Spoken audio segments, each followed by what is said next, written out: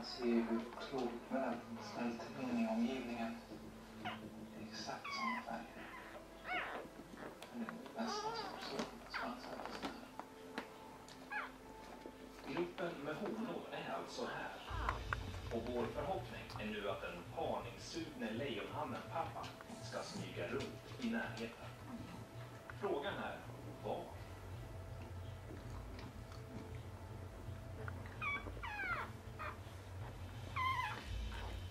Och som tur är